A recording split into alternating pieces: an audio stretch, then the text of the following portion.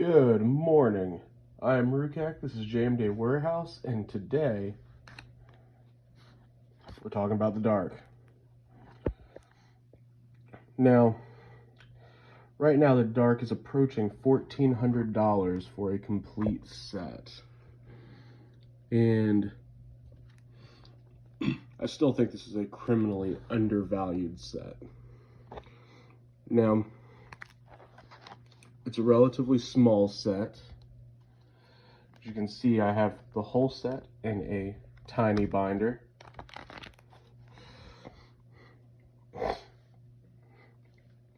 And when I bought this whole set, it was $800 to get a complete set of the dark. We'll start from the beginning. Got cleansing in your reserve list. Exorcist is reserved list. Knights of Thorn is reserved list. Martyr's Cry I actually spec'd when it was $8, and that is reserved list. We have Preacher. Probably for a long time this was the second most expensive card in this set, behind, of course, Goblin Wizard. Now, as we sort through this, so this set came out in 1994. Has absolutely legendary artists who did this very unique artwork on a set which the print run was not that big. I've heard estimates on the print run of the rares, everything from I've heard as low as 100,000 copies of every single rare, all the way up to 175,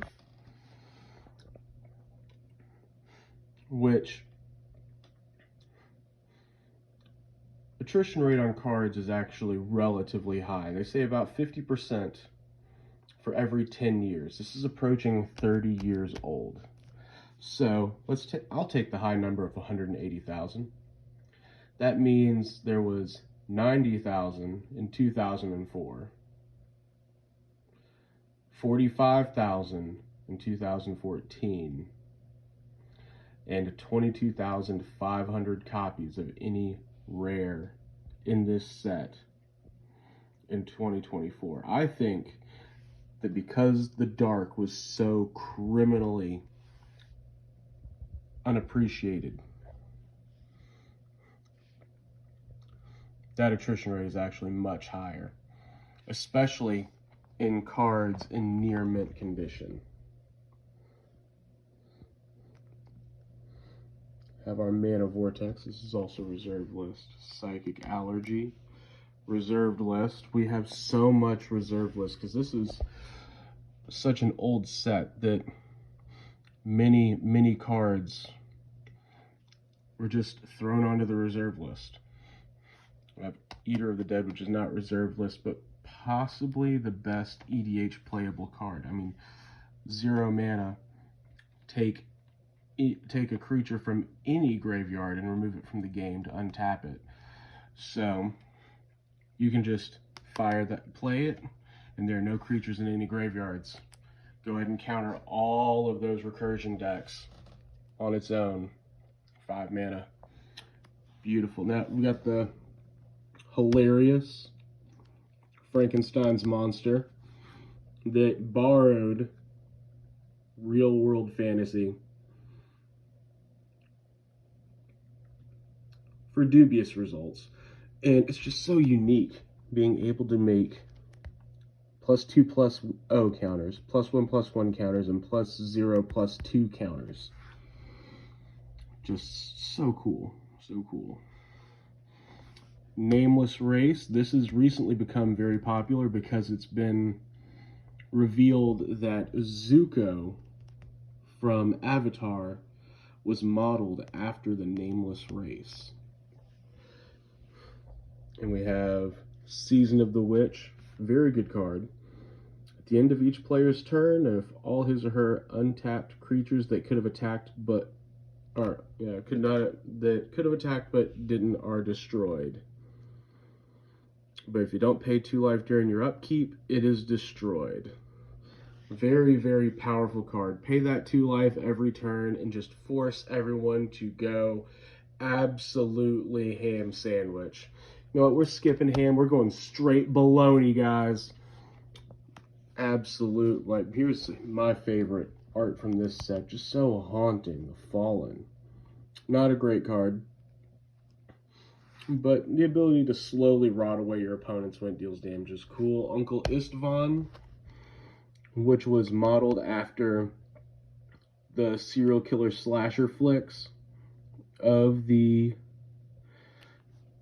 70s and 80s. He's the hermit in the woods who's also serial killer. You got Worms of the Earth. Very, very solid. 5 mana. No new land may be brought into play. During any player's upkeep, any player may destroy Worms of the Earth by sacrificing 2 lands or taking 5 damage. That is a very interesting effect. Just make people, like, put out a landmine and wait for someone to blow it up. And, of course, we have Blood Moon, which is possibly the best card out of this set. Ball Lightning has seen a lot of play over the years as well. But Blood Moon, to this day, I think maybe I should go get that one graded. That is beautiful. Can't see it through this glare. Let's pull this.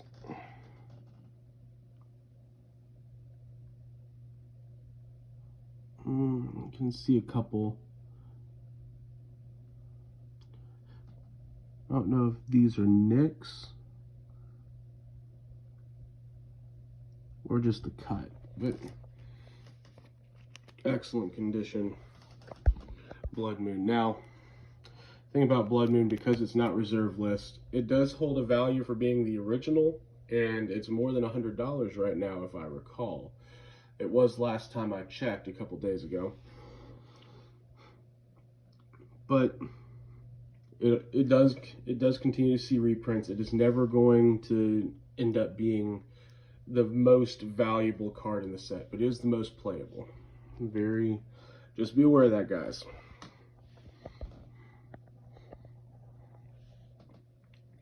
I believe Eternal Flame is reserve list, humorously enough. And there was a goblin sub-theme in this set. And you're able to see that in, like, Goblin Caves, Goblin Rock Sled, Goblin Hero, Goblin Digging Team, Goblin Shrine.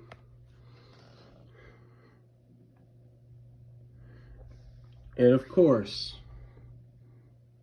Goblin Wizard.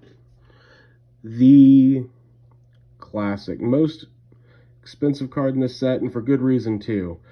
Just tap it to put any goblin from your hand directly into play. Treat this goblin as if it's just summoning sickness, and you can give it protection from white. 4 mana for a 1/1. Very cool card, very powerful card. I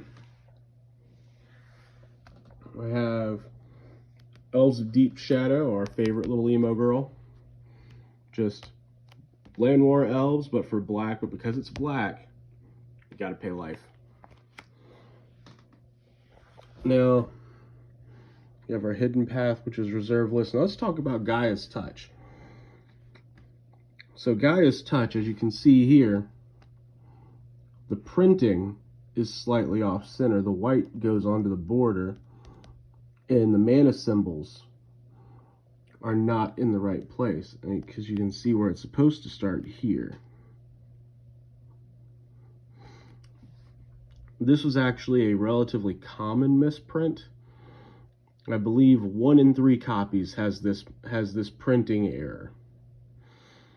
And so it's not going to be like a, oh my god, I found the misprint, let's go sell it to the misprint people for infinite amounts of money. This is actually just, this is a known phenomenon.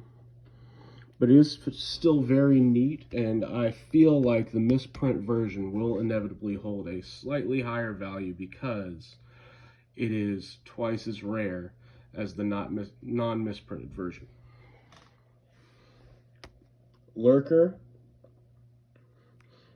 was Shroud until it attacks. Very cool card. Niall Sylvain, just strange reserve list card. He's grinning at us. Creepy stalking bastard. Whatever.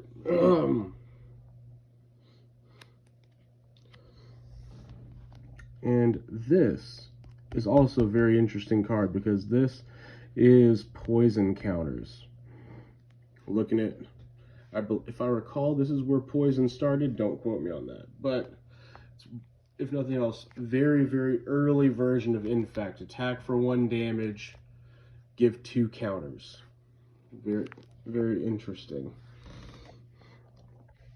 But you couldn't release a set like this nowadays. Like, this set has its place in Magic history for starting the Satanic Panic because of all the creepy vibes, the satanic symbols inside of this set, the witchcraft. Season of the Witch, if I recall, was the card which started the Satanic Panic around Magic the Gathering. But beyond that, it's like, look at this art. It's absolutely disgusting. It's amazing. And this hag living out in the water in the middle of the woods, incredible. This is also reserve list. One of the lower end reserve list cards, but it's still reserve list and not a bad card. And we have our original fight card. 2 mana, does damage equal to its power to target creature, and that creature does its power damage equal to its power to him. Very nifty card. Another reserve list card. There's so much reserve list, and here we have, there are only 3 gold cards in this set. You can see we have 2 mana, 1/1 with Swamp Walk, 2 mana, 2/2 vanilla. Back in the day, they used to put in, because it was gold, counts as both a green card and a red card. That is just how old this set is. Now, it's not reserve list, but there is actually a very interesting card in this set with Dark Heart of the Wood. It has some EDH. Has some play in EDH because you can sacrifice the forest. There are plenty of ways to get back lands. You got Crucible of Worlds, Ramunap Excavator, Rin 6. They make it to where you can just every turn 3 life, 3 life, 3 life, 3 life. Just a very good card. Barl's Cage. This is actually an important part of the story. This is where Ith was kept during the dark. Was in Barl's Cage, and that's where he was stuck before he sent out his ragman to go out and find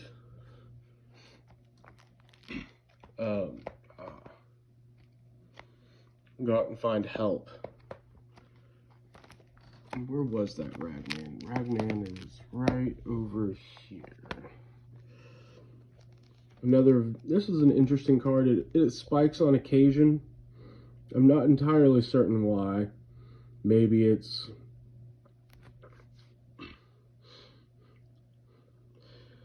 You don't really see this printed anymore. It has seen reprints. I think the last one was in 8th or 9th edition. 4 mana, 2/1. Look at target opponent's hand. If they have any creature cards, they discard 1 at random. Because of the at random, I'm pretty sure that's why we're not going to be seeing a reprint of that anytime soon. Random's just not a feel good for anybody.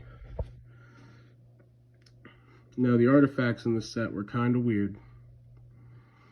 Not gonna lie. Not the greatest. But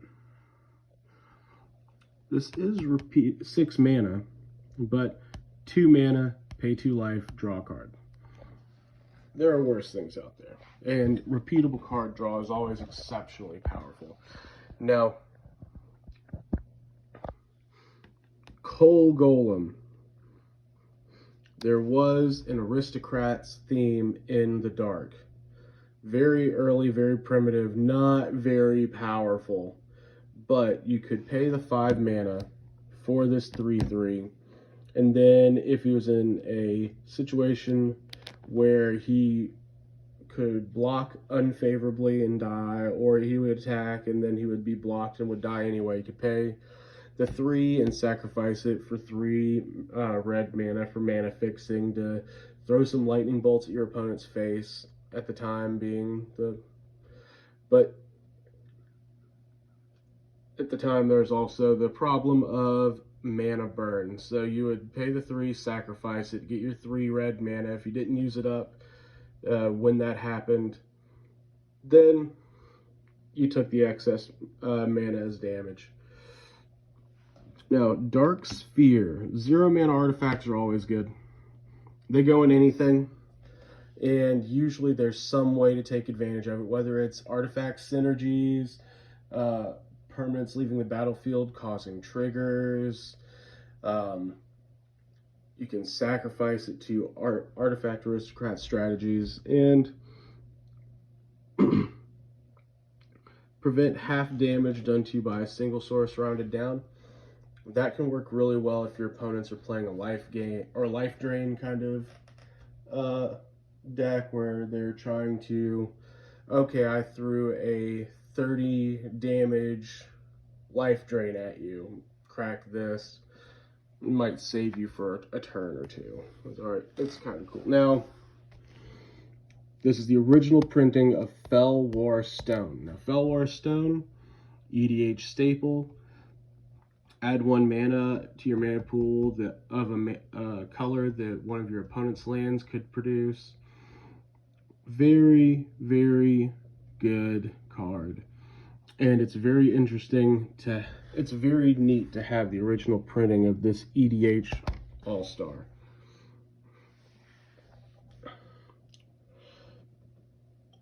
Fountain of Youth has very good art. I have seen it played in Commander, and I'm still confused as to why. Isn't this the...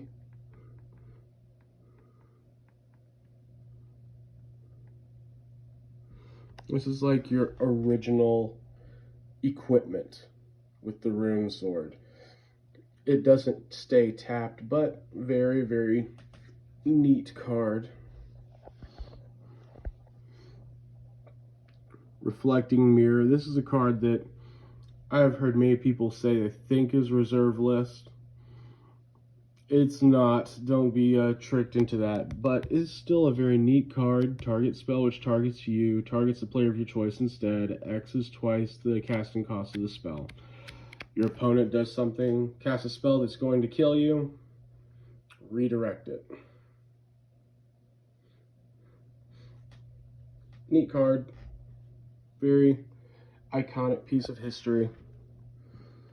Scarecrow. All damage done to you by flying creatures is reduced to 0. Very flavorful, very neat. Way too expensive to ever be useful. But still interesting to have. We have Stone Calendar, which usually this is the card that lets you know the dark is about to move. Stone Calendar is always one of the cards to move first. No one wants to go after the Goblin Wizard first. No one wants to go after the Preacher first. That's usually step 2 or step 3 as to buying out the dark. But it's a benchmark of the dark. It's something that if you're going to be starting your collection, should probably be one of your first purchases if you want to get yourself a full set of the dark. Which have our original printing of Tormod's Crypt. Wand of Ith, absolutely phenomenal art, terrible card. Now let's get to the another interesting part. We have our lands. The lands here were actually very, very powerful. City of Shadows. Sacrifice one of your creatures, but remove it from the game. Instead of placing it in your graveyard, put a counter on it. Tap to add X colorless mana to your mana pool, where X is the number of counters on City of Shadows. For an Aristocrats deck, or a deck that cares about sacrificing creatures for value, Sacrifice Engine. And the ability to make X mana, you can just build this up in EDH and just ungodly amounts of mana. Reserve list. This is the new #1 card in this set. Thank you, Moxman. And very well deserved. This card was undervalued for so long, especially with EDH being a thing, big mana, big power, and actually have enough time to set this up. I don't know how this took so long. It's just incredible. Maze of Ith, not reserve list, still one of the first pieces you should get, because Maze of Ith, this original printing always held a pretty good premium, and this card has always been a very popular card. Before EDH, it was all about the Timmies wanting to just maze their opponent's creatures, buy themselves some time. Very, very cool card, very powerful card. Safe Haven, very good card as well. 2 mana, tap, remove target creature you control from the game. During your upkeep, sacrifice Safe Haven to return all creatures that is removed from the game directly into play. So, just hide away all your stuff, and then beginning your upkeep, explode it onto the battlefield. Why not? Very, very good card for EDH. Now, this is a card widely considered the worst card ever printed. I mean, you deal 2 damage to everything, including yourself, and then you have the luxury of choosing which of your dead creatures is going to... Oh, wait, that's right. It's already in the graveyard. Horrible card, but it has gained somewhat of a cult following, and it has finally found a place where it is good. Dinosaurs with Enraged Triggers. It's no longer the worst reserve list card in the set, because dinosaurs exist. They've managed to make Sorrow's Path a playable card. What the fuck? But, yeah, that's the dark. And so, my conclusion is, go get your full sets while you can. This, like I said, the full set right now, $1,400. I spent much less than this. And I even managed to get some autograph cards. Thank you, Card Kingdom, for having... Or Cool Stuff Inc., sorry. Thank you, Cool Stuff Inc., because they not only send you the autograph cards sleeved, they give you the certification with certification number. Tells you what it is, just to make sure. This is excellent job.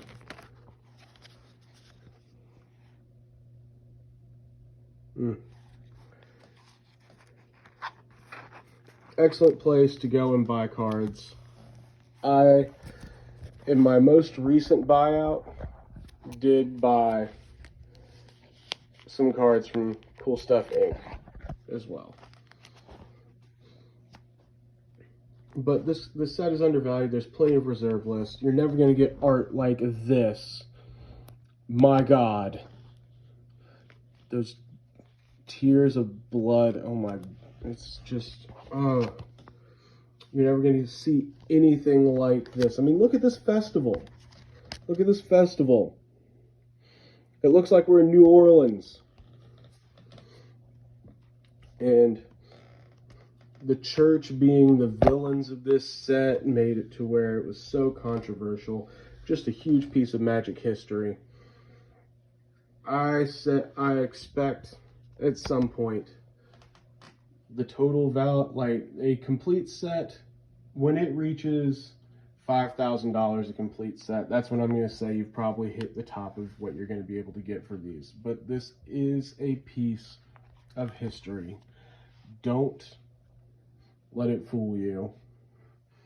I remember screaming from the mountaintops in 2019 and 2020, go buy the dark, go buy the dark, go buy the dark. And everyone said, the dark is such a bad set. I'm like, there's a reserve list.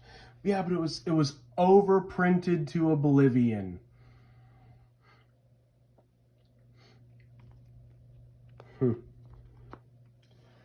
They seem to be running short now.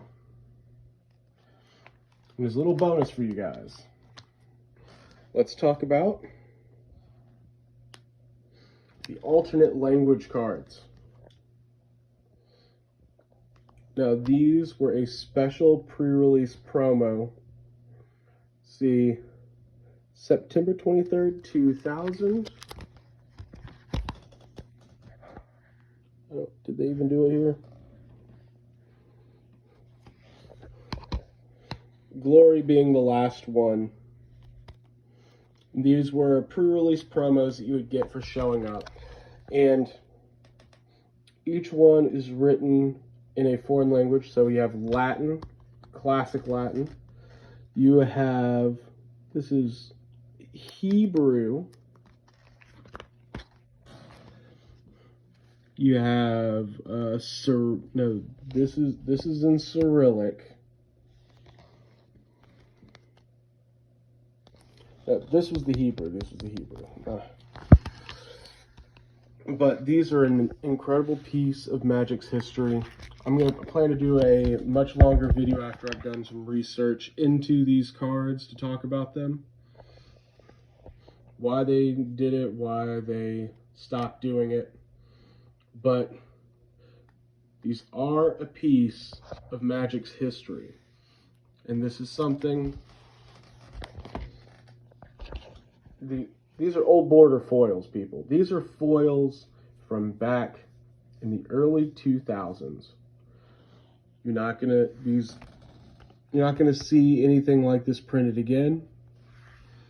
And go out and get them before before they get much higher. When I bought these, I was able to get Glory for $35. Laquatus' Champion was $3. Fungal Shambler was $5. The Basilisk was $20. Questing Feldegriff was $15. I cannot remember how much the Kavu was. Those cards have nowhere to go but up. So, that's been my video. I am Rukak. This is JM Day Warehouse. Don't forget to like and subscribe. And until next time, stay frosty.